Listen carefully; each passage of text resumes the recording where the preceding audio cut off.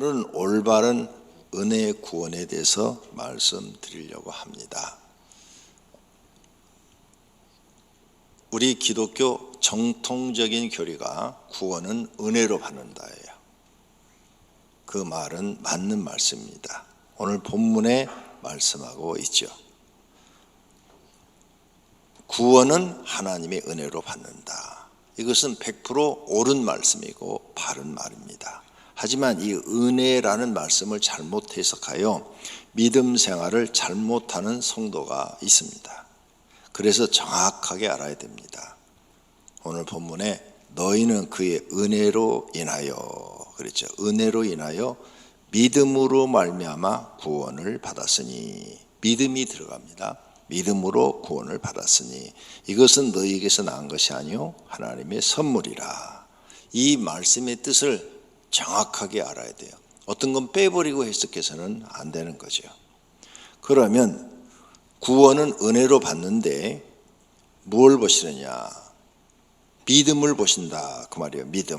믿음을 보고 구원받기 때문에 은혜로 구원받으려면 믿음이 하나님 마음에 들어야 합니다. 은혜로 의하여 믿음으로 말미암아 구원을 받는다 그랬죠. 그러니까 그 믿음이 하나님 마음에 들어야 은혜라는 것을 주시는 것입니다. 그러므로 구원받는 것은 하나님께서 사람에게 주신 은혜요 선물이죠.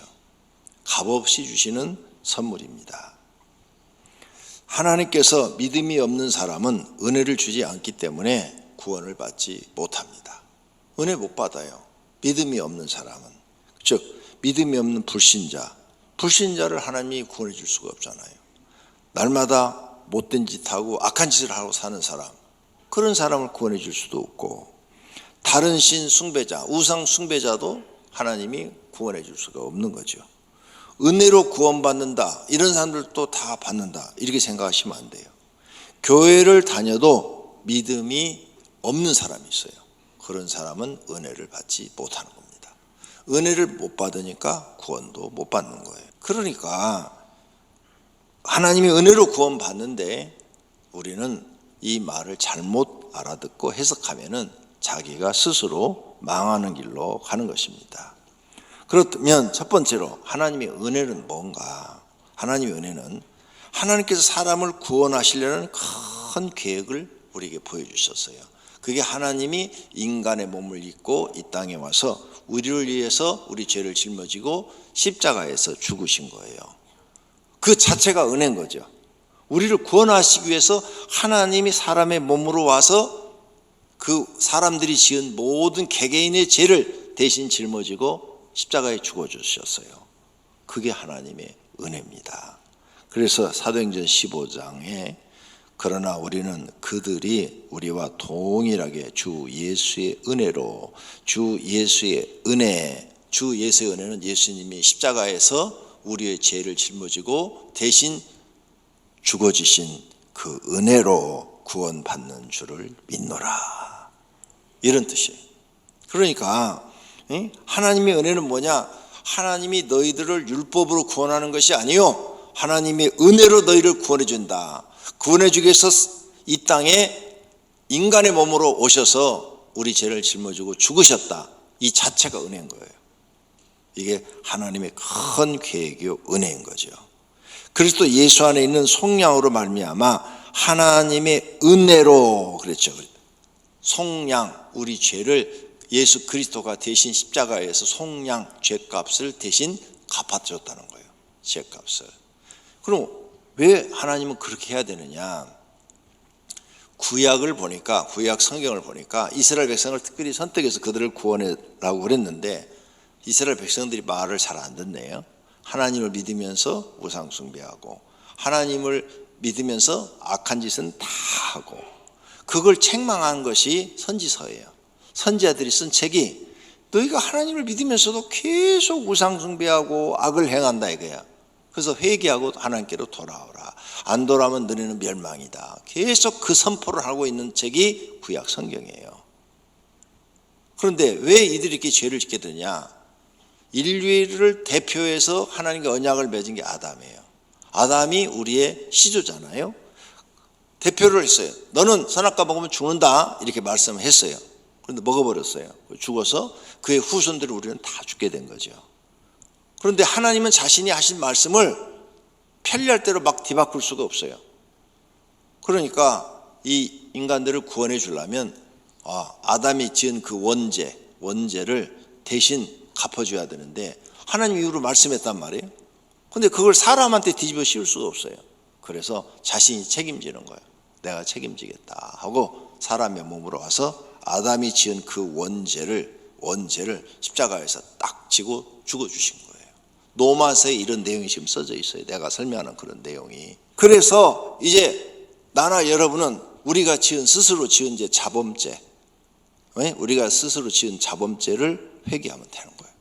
내가 지은 죄는 내가 깨닫고 하나님 용서해 주세요. 그러면 하나님이 다 용서해 주시겠다고 약속을 하신 줄로 믿습니다. 그러니까 원죄가 해결되지 않으면 자범죄 해결도 소용없어요. 원죄가 인류의 조상이 지은 죄, 죽으리라 하는 이 법에 걸려 있는 거죠. 이걸 하나님이 해결하신 거예요.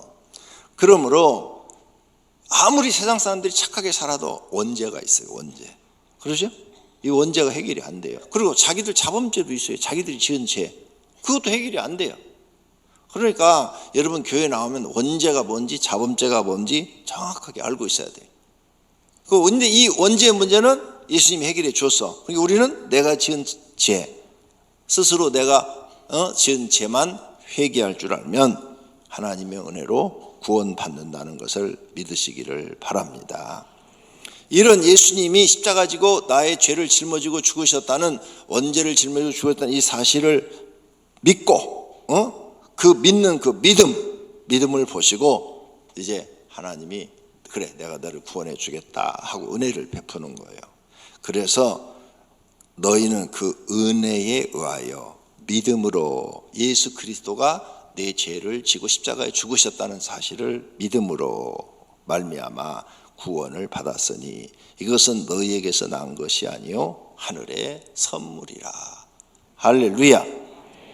두 번째로 잘못된 구원론이 있어요. 잘못된 구원론은 한 번 구원받은 것은 영원히 구원받는다 이 말. 이게 이단 구원파들이 하는 주장이죠. 그래서 그 사람들이 주장하는 성경 구절이 이거예요. 내가 그들에게 영생을 주노니 영원히 멸망하지 아니할 것이요 또 그들을 내 손에서 빼앗을 자가 없느니라. 그들을 주신 내 아버지는 만물보다 크심에 아무도 아버지 손에서 빼앗을 수 없느니라. 이걸 그 사람들은 근거로 돼요. 하나님이 사람에게 A라는 사람한테 구원을 주었어요. 누가 그걸 구원을 빼앗아갈 자가 있냐? 아무도 없다. 아무도 없어. 맞아요. 맞는 말씀이에요. 100%. 예. 하나님보다 더 높은 분이 우주에 없기 때문에 마귀도 못 뺏어가요. 내 아버지 만물보다 크심에 아무도 아버지 손에서 빼앗을 수가 없다. 못 뺏어가요. 맞는 말씀이에요. 그런데 이 말씀을 맞는 말인데 이 속에 다른 것도 담겨 있어요. 뭐냐? 자, A라는 사람을 하나님이 구원해 주기로 했어요. 근데 A라는 사람이 교회 나오면서도 계속 점치러 다니네. 우상 숭배를 하네. 그럼 어떻게 해요? 하나님이 버려버리죠. 그런 내용이 성경에 많이 등장한단 말이에요. 그러니까 성경이 한쪽만 볼 게 아니라 전체를 볼 수 있는 눈이 있어야 되겠죠. 그러면 어떤 사람들을 하나님이 버리시느냐? 빼앗기는 게 아니라 하나님이 버려요. 뭐가 마음에 안 들어서? 믿음이 마음에 안 들어서 타락해버리는 거예요. 믿음 생활을 하면서. 처음에 은혜 받았을 때는 신앙생활을 잘하고 막 정말 뜨겁게 하나님을 사랑하고 섬겼는데 한 20년 30년 되니까 이제 사람이 변해가지고 타락해서 다시 세상 사람이 돼버리네. 그럼 버려야죠. 불법을 행하면 버림을 받을 수도 있다 그 말이에요. 영생 얻은 것이 없어질 수도 있다. 그때 내가 그들에게 밝히 말하되 내가 너희를 도무지 알지 못하니 불법을 행하는 자들아 내게서 떠나가라. 네, 불법을 행하면 버림받는다. 그 다음 마귀가 죄를 범하게 해요. 가룟 유다 속에 마귀가 들어갔잖아요. 그래서 죄를 범하게 하잖아요. 그러니까 12 제자에서도 버림받잖아요. 그 다음 이렇게 하나님이 버리면 어떻게 돼요? 영생이 없어져 버리는 거죠. 이건 마귀한테 빼앗긴 게 아니에요. 하나님이 보고 믿음 보고 틀렸다 이게. 처음엔 제가 진짜 믿음 생활 잘하더니 변질됐네. 얼마든지 버릴 수 있다 이거예요. 그분이 주인이시니까. 그러면 하나님이 떠났다고 그랬어요. 사울한테 이렇게 말해요. 사무엘상 16장 14절. 여호와의 영, 하나님의 영, 성령이 사울에게서 떠나고 봐요. 떠나버렸잖아요. 버려버리셔요. 여호와께서 부르신 악령이 그를 번넣게 한지라. 악령, 마귀가 그 속에 들어갔다는 거예요. 하나님이 떠났다고 분명히 써 있잖아요. 만일 누구든지 이 두루마리 예언의 말씀에서 제하여버리면, 하나님 말씀, 두루마리가 하나님 말씀이에요. 하나님의 말씀을 너희가 믿지 않고 제하여버리면, 없애버리면, 행하지 아니하면 하나님이 이 두루마리에 기록된 생명나무와 및 거룩한 성은 하나님 나라예요. 영생 얻은 사람만이 들어가는 곳이죠. 거룩한 성에 참여함을 제하여 버리라. 이름을 거기서 빼버려서 못 들어오게 하겠다. 그 말씀이에요. 그 결정도 하나님이 하시는 거예요. 사람이 하는 게 아니라. 히브리서 6장 4절에는 한 번 빚을 받고 하늘의 은사, 하나님이 주시는 은사를 맛보고 경험하고 성령의 역사, 성령이 일하시는 그런 역사를 경험을 하고, 뭐 방언도 받고 예언도 받고 뭐 능력도 받고 그런 것도 경험하고 참여한 바 되고, 하나님의 선한 말씀과 내세의 능력을 맛보고도, 하나님 말씀이 선하고 그 다음에 내세에 영생이 있다는 것을 네가 맛보고도 타락한 자들, 그런 것을 경험했는데 시간이 지나면서 타락했다 이거예요. 타락한 자들은 다시 새롭게 하여 회개하게 할 수 없나니, 그렇게 타락한 사람들은 회개를 받아주지 않겠대요. 이는 그들이 하나님의 아들을 다시 십자가에 못 박아 드러내놓고 욕되게 함이라.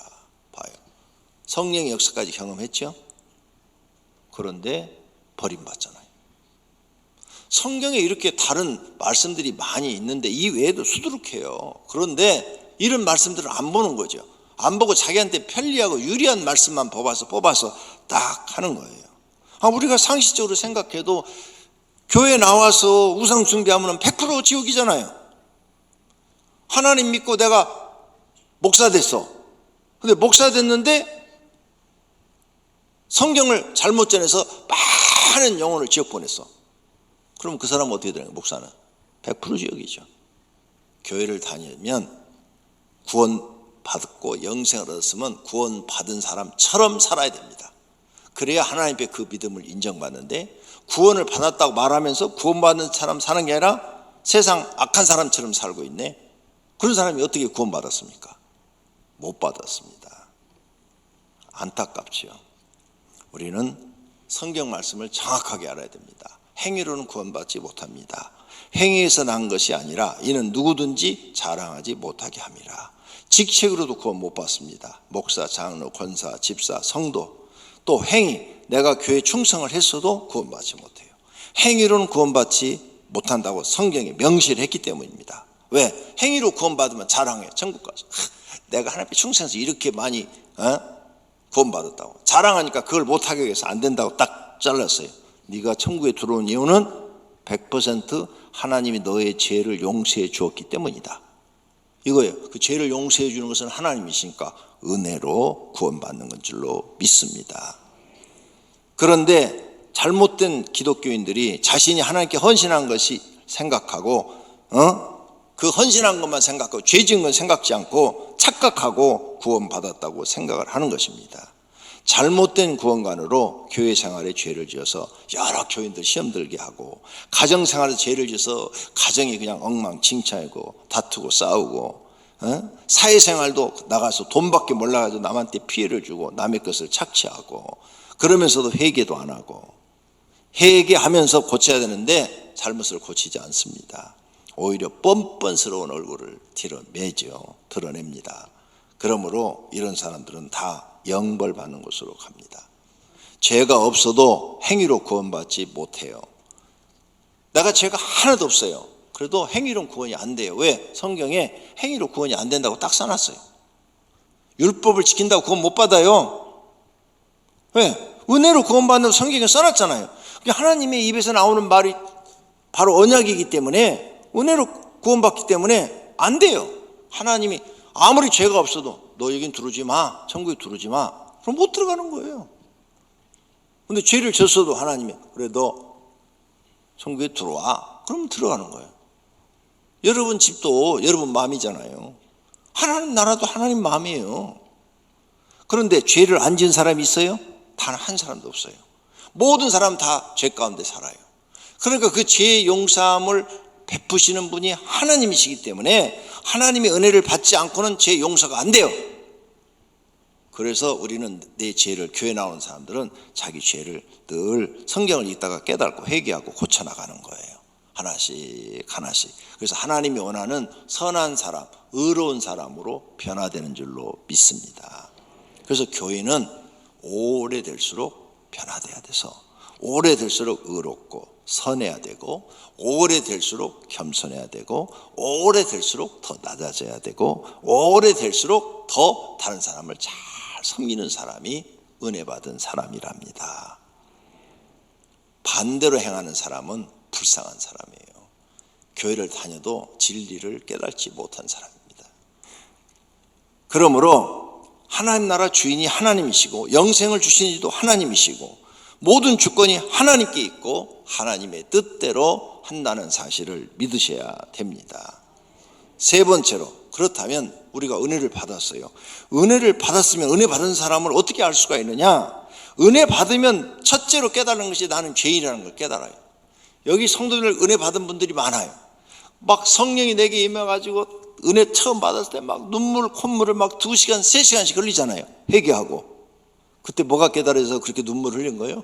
자기가 죄인 중에 괴수라는 게 깨달아진 거예요. 다 그 경험, 은혜 받은 사람들은 그거 알아요. 그거 자기가 너무 죄인이야. 너무너무 부끄러운 거예요. 사도 바울도 그랬어요.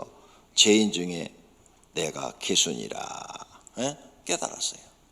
사도 바울이 자가 굉장히 의로운 사람인 줄 알았거든요. 왜? 자는 바리새파 사람이 어려서부터 율법을 철저히 지켰으니까 나만큼 신앙생활 잘한 사람이 없다 이렇게 생각을 했는데 예수님 딱 만나자마자 나는 죄인 중에 괴수라고 딱 고백을 해요. 은혜 받으셨어요? 자기가 죄인 중에 괴수라고 느껴졌으면 은혜 받으신 거예요. 네. 죄로 인하여 100% 지옥 갈 사람인데 하나님이 은혜를 줌으로 죄인인 것을 깨닫고 우리는 죄인 깨달은 사람들은 다 회개를 하죠. 회개를 해서 죄사함 받아서 구원받는 거예요.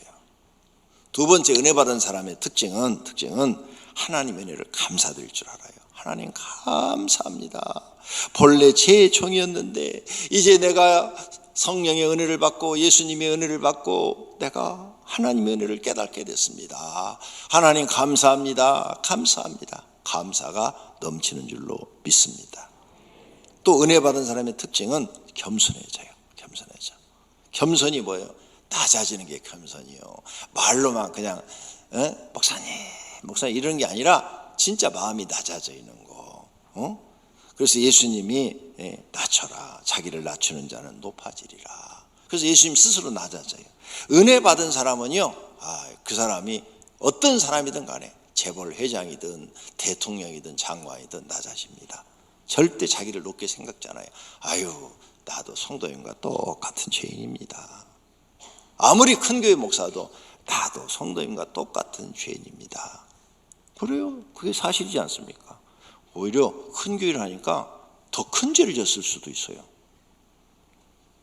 조그만 사람은 죄가 그 사는 범위에서 조그만 것밖에 안 되지만 큰 일을 하는 사람들은 더 큰 죄를 범할 수가 있다고요. 그러니까 항상 낮아져요. 그래서 모든 사람을 대할 때 다 겸손한 마음으로 대하는 거죠. 그 다음 은혜를 받는 사람은 사랑의 빛이 뭔지를 알아요. 사랑의 빛. 예수님 십자가에서 나를 위해서 내 죄를 짊어지신 게 사랑이에요. 그 은혜를 잊지 않아요. 그래서 그 은혜를 갚아야 돼요. 사랑의 빛, 하나님께 받았어. 사랑의 빛 외에는 아무에게든지 아무 빛도 지지 말라 그랬잖아요. 사랑의 빛, 하나님께 사랑의 빛 우린 쳤어요. 그 빚진 것 외에는 아무것도 지지 말라고 그랬어요. 그 사랑의 빛을 뭘로 갚느냐? 섬기는 것. 기쁜 마음으로 섬기기를 주께 하듯 하고. 하나님을 섬기고 사람을 섬기는 것, 이리 사람으로 바뀌어요. 여러분이 은혜 받으면 반드시 바뀝니다. 은혜 안 받는 사람은 목에 힘주고 다녀요. 목에 힘. 예. 다행히 우리 교인들은 목에 힘주고 다니는 분이 없어요. 예. 목에 힘 줘봤자 여러분은 아무 쓸데없어요. 권목사보다 키 큰 사람이 없으니까. 아무리 힘줘보다 나만큼 커지진 않으니까.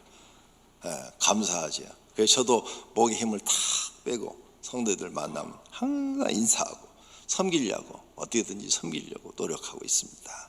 왜? 섬기라고 그랬어요. 하나님의 은혜를 받은 사람은 자꾸 남을 섬기려고 하는 줄로 믿습니다. 또 하나님 은혜 받은 사람 특징, 충성스러운 일꾼이 되려고 그래요.